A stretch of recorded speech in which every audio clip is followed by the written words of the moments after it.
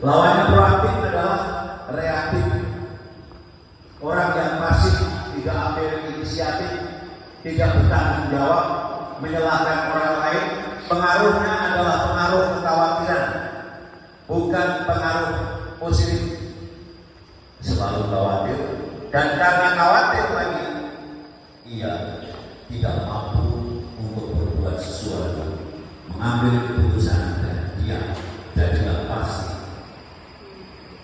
Dan biasanya orang-orang yang reaktif juga hanya mengeluh, menyalahkan orang lain, menunggu, dan medan pengaruhnya yang besar tidak ada, apalagi pengaruh positif yang ada adalah pengaruh kekhawatiran. Itulah ciri-ciri orang yang proaktif dan orang-orang yang reaktif. Kita ada di mana? Kebiasaan kita sehari-hari, apakah kita proaktif ataukah kita reaktif? Masih tidak tahu? Belum tahu ya? Kebiasaan kita, apakah kita proaktif atau kita reaktif? Tanya pada diri. Dan hari ini kita semua menjadi penting mengambil keputusan. Saya mau jadi proaktif atau saya mau tetap menjadi orang-orang reaktif? Apakah saya hanya mau pasif, orang-orang yang tak bertanggung jawab?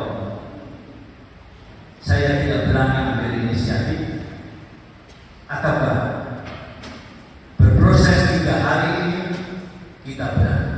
Jalan kita sudah jauh lebih cepat, Anda tidak merasa, tapi saya melihat jalan Anda beda dengan waktu datang. Jalan Anda sudah lebih cepat, gerakan Anda sudah lebih cepat. Tidak ada lagi jalan pelan-pelan dari atas. Pagi-pagi tua, semua jalan sudah berbeda. Anda tidak merasa, tapi saya mampu melihat jalan Anda sebenarnya sudah mulai ada perubahan menjadi orang yang bergerak berbeda dengan waktu datang. Dan itu Anda teruskan ketika nanti di tempat lain. Jangan Anda tenang, pasif, tapi ambillah inisiatif. Dan hari ini Anda mengambil keputusan. Saya mau jadi orang luar biasa atau saya jadi orang biasa? Karena pemimpin harus menggerakkan, pemimpin harus punya pengaruh, pemimpin harus bertanggung jawab, pemimpin harus jalan di depan, pemimpin mengambil inisiatif. Kalau kita hari-hari ini mengambil keputusan untuk jadi orang proaktif, 20 tahun, 25 tahun tersedia bagi kita tempat-tempat untuk kita menjadi seorang pemimpin yang sungguh-sungguh mampu mengembangkan masyarakat kita. Ayat kedua adalah, kalau saya orang proaktif, saya adalah pencipta, karena saya bertanggung jawab untuk saya ke depan.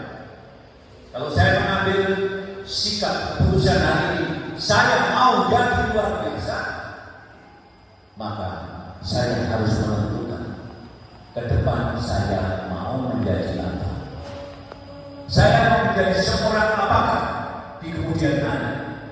Kemarin kita menentukan membuat visi pribadi, walaupun belum sempurna, nanti di tempat kita pos masing-masing sempurnakan, sehingga menjadi jelas bagi kita ke depan saya mau ambil langkah ini, saya mau jadi seperti inilah diri saya jadi pemimpin yang seperti ini. Kalau visi kita kuat, maka perwujudannya akan kuat. Kalau visi kita lemah, maka kita akan lemah mengusahakan.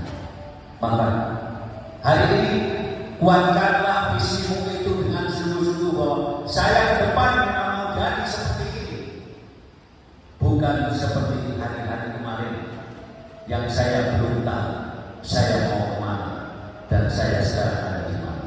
Hari ini saya tahu bahwa ke depan saya mau begini. Saya sudah mempunyai visi dan saya mulai mewujudkan visi. Mewujudkan visi kita dibantu oleh apa yang dinamakan dengan pusat hidup. Yang semua ada pada kita masing-masing. Pusat hidup adalah pusat yang membuat kita bisa punya pedoman, membuat rasa aman, membuat kebijaksanaan, menjadikan gaya pusat. Sekarang memang pusat kita macam-macam. Ada yang pada keluarga, ada yang pada pasangan, ada yang pada mama, ada yang pada gereja. Tetapi pusat hidup yang benar adalah pada prinsip, dan kita sedang berproses dari pusat hidup yang macam-macam itu. Kita akan menjadikan prinsip sebagai pusat hidup kita. Artinya apa? Artinya bahwa kejujuran, keadilan, kasih, pelayanan, kontribusi, integritas, itu semua menjadi pusat hidup yang membuat rasa aman saya, menjadi kekuatan saya, menjadi pendorong saya, menjadi kebijaksanaan saya, sehingga saya